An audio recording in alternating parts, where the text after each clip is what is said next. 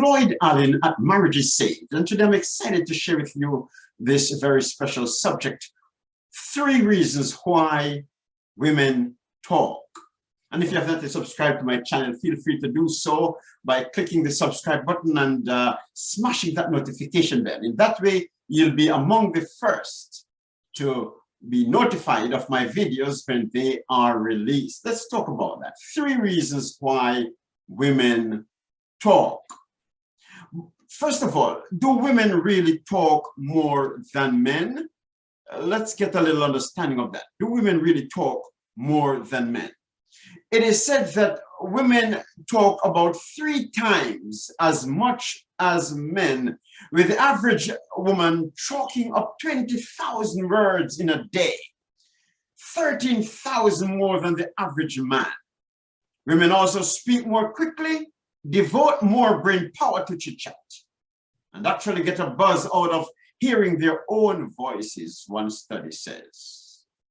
Another study published in the Journal of Neuroscience suggests that higher levels of FOXP2, a so-called language protein, are found in the brains of women, a difference that may account for disparities in verbosity. So generally speaking, it must be understood that a woman talks more than a man, more than her husband. And so I'd like men especially to understand this. Now, 3 reasons why women talk. Number 1, to unburden their heart. Why does your wife talk? Number 1, to unburden her heart. And when that happens, it is the job of the man to listen. Did you know, men, that one of the greatest skills you can possess in marriage is to be a great listener? As a matter of fact, one man who was married for about 60 years, he was asked, what's the secret for the longevity of your marriage? What's so special about that? You know what he said? When my wife is ready to talk, I just turn off my hearing aid. Okay, that speaks to the point that she needs to be heard without interruption. Okay, so remember, friends, number 1, I want to expand this concept: to unburden her heart. When a woman is upset, she wants to unburden her heart. She's dealing with issues, and she wants to feel a sense of relief. And one of the ways to do so is to vent it, to bring it out in the open. That emotion is so strong that it creates a burden on her heart. And she must bring it forth in the open. And when that happens, friends, she talks. Sometimes she may talk for 10 minutes, 15 minutes, you listen. 20 minutes, you listen. And not just to listen, but you encourage her to talk. Why? You are helping her to unburden her heart. And after she has had the opportunity to do so, then she feels a sense of relief. And you, the husband, in her eyes, you, the husband, becomes the attractive husband, the magnetic spouse, the irresistible husband. In other words, she adores you more because you are the one who helps her to feel a sense of relief. Why? You listened to her. And you must understand, men, that what she needs at this point in time is not somebody to fix her. One of the things I sometimes say to men: stop fixing and start listening. Stop fixing and start listening. She needs to be heard. She needs a sounding board, not necessarily advice. No, she needs to be heard. And therefore, the greatest service you can do her at that point in time is to listen to her. Did you know, friends, that one of the greatest forms of respect that you can give to a person is to listen to them? And your wife, nonetheless, she needs to be listened to. And she needs to unburden her heart. So sometimes she may even utter words that may appear demeaning, and they may even hurt you deeply.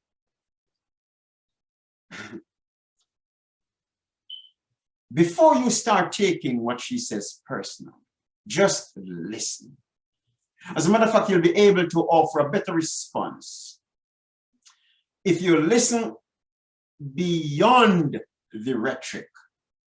Because many times what she's really saying is not just by her words, it's not just interpreted by her words merely, but you learn more about what she's saying by listening to what's behind the words.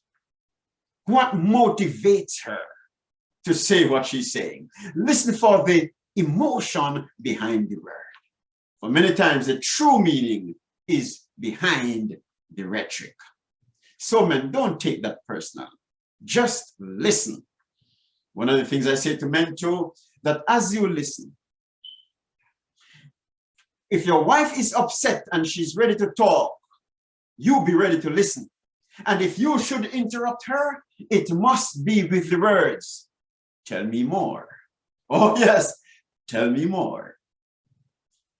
And so, friends, it's important to listen. In another module, I talk about the psychology of listening, where as you listen to her, friends, she feels so elated, so relieved that you become the attractive spouse in your eye. But that's for another video presentation. But number one, to unburden her heart. Number two, the second reason a woman talks is that to sort her thoughts. Yes, to sort her thoughts. Her thoughts, okay? To unravel the complexity in her mind. You see, a woman's brain is different from a man's brain. A woman's brain, there's a complicated network of circuitry. No one can understand why a woman is able to multitask even better than a man. Okay, in many institutions, for example, women are employed as office workers. Why? Oh, she's on the phone, she's making a call, she's on the computer, and at the same time, she's talking to somebody. She's able to multitask, in ways that are mind-boggling. And so there are thoughts always racing through her mind. And to sort her thoughts, she sometimes thinks aloud, and so she talks. So don't always take it personal, but just listen and give her audience while she expresses herself. It's number two. Number three, the third reason why a woman talks is this. The third reason a woman talks is to connect. That's it. To connect. Friends, do you remember in the days of courtship? Perhaps you never even had a chance to see her in person, but you're able to talk on the phone. But do you notice after each successive talk, each successive conversation, you look forward to seeing her again, and the relationship got stronger? Why? There was an emotional connectivity. You were building a relationship. You're getting closer together just by talking. In other words, friends, you connect with people by talking, by conversing. And that's another reason a woman talks. To connect with you. And so whenever she's ready to talk, give her your undivided attention. In other words, there must be no distraction. Put away the phone. I have a problem with that sometimes, my wife will tell you, okay? But I'm learning to do better. Put away the phone, okay? Also, the remote. Put the remote aside. Because a woman will tell you that as you listen, you can't be listening and fondling the newspaper or the remote or the phone at the same time. That is called what you call passive listening. And that will drive your wife wild with frustration, okay? So even as you listen, there must be no passive listening. In other words, but on the other hand, there must be active listening. You put away all distraction, you lean forward and you engage. And you use encouragers. Okay, oh, I never know you saw it that way. You reflect meaning. So are you saying that this is what you meant? You also reflect feelings. Oh, you must have been disappointed. Yes, I was disappointed. And you encourage her to keep on talking. Now, why should you help her to keep on talking, friends? She's seeking to connect with you. That's it. And so, you know, I want to share this with you. There is a couple, John Gottman and his wife, Julie Gottman. They study marriage from a clinical perspective at the University of Washington. And, you know, he came up with this terminology. Well, you know, two terminologies basically, you know, says when you, and they discovered by following couples for years, 15 or more years, that this is so important. One of the major reasons people are able to connect is that when one is talking, when one makes a bid to connect, watch this now, there are one of two ways you can respond now. Of course, I think he mentions more than that, but I want to highlight one of two ways in which you can respond here now. You can turn toward bid, or you can turn away bid. Listen to me, that's important, friends. So she may be just talking about the pen and says, oh, this pen is black. Why are they making pens black these days like this? Then the man who is unsuspecting, who is not so, you know, alert or intelligent to what she's talking about, we say, well, of course, they're making pen black a long time. What's wrong with that? And then he moves on. No, you are turning away. In other words, you are turning away. What she's doing at that point in time is not necessarily talking about pen. She's using this as a means to connect with you. So what you do, then you engage. You say, oh, yeah, they make pens black, and this one is a nice one too. In other words, you engage the conversation. So you either turn away bid, or watch this now, you turn toward bid. In other words, you either ignore what she's saying and reject her and demonstrate that her opinion does not matter and she's not important. That's how she gets it. Or you turn toward bid and reveal to her that what she's saying is important. And you encourage her to talk. And by so doing, then she's able to connect with you.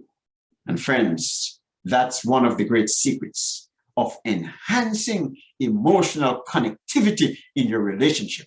Turn toward bid. So remember now, friends, 3 reasons why women talk. Number 1, to unburden their heart. Number 2, to sort their thoughts. They think aloud. Number 3, to connect. And so if you are to be the wise husband, you must develop the art of being a great listener. Then you will become the magnetic spouse. Hi, go forth and try these. Try to be a great listener and watch your marriage transform. Lloyd Allen at Marriage is Saved. And friends, if you'd like to get more videos like this one, just click the subscribe button and you'll see a little bell. Click that one too. And in that case, you'll be notified when I launch a new video. I love you, and I'll see you in the next video.